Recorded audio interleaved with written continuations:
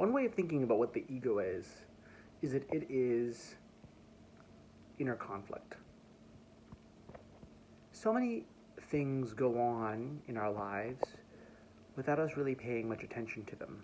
The way we breathe, the way our blood pumps through our body, and many of our normal, everyday, routine actions, getting our keys, getting in the car, much of life, most of life, it just sort of happens without us paying much attention to it because it isn't really something about which we're particularly conflicted. When something arises to the level of our consciousness in terms of our attention, in terms of what we are aware of, especially when it comes to something like, what should I do now? That kind of question. That suggests that there are multiple competing points of view within us. It is this inner conflict that is, in a sense, ego. Without that conflict, things happen smoothly. We act as we act and don't really think much about it. And if we do think about it, even that thinking isn't really thinking because it isn't conflictual thinking, because we don't notice it as thinking. It's only when we notice it that it becomes an issue, and we notice it because there's some kind of inner conflict. So from the spiritual point of view, one should refuse to touch this conflict,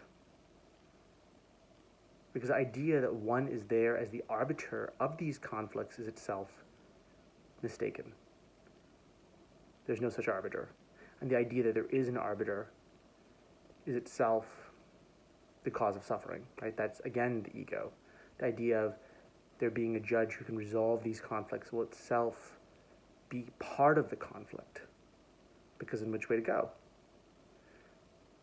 The great sage Ramana Maharishi, who I constantly cite, is said to have been approached by a couple of his disciples on the occasion of some religious festival, and they wanted to ask him whether or not to use a particular vessel for that religious ceremony. And one of them thought the vessel should be gold, the other thought it should be silver. They asked him what his opinion was.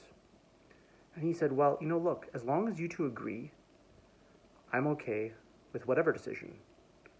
But if you two disagree, then I'm not going to disrupt my inner peace by getting involved in this dispute. And I think that is an analogy for how we ought to deal, from the spiritual standpoint at least, with our inner conflicts. If our inner impulses, thoughts, feelings, and so on can agree, great. Then the action will happen and it won't even come to our attention, basically. But if they can't agree, we should simply remain silent, relaxed. Don't touch. Don't touch. And whatever will happen, will happen. That is, in fact, always already the case.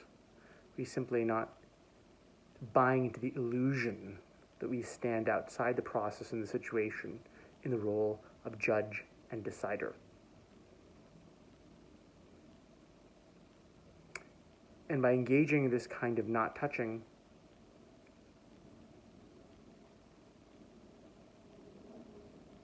inner conflict is dealt with in a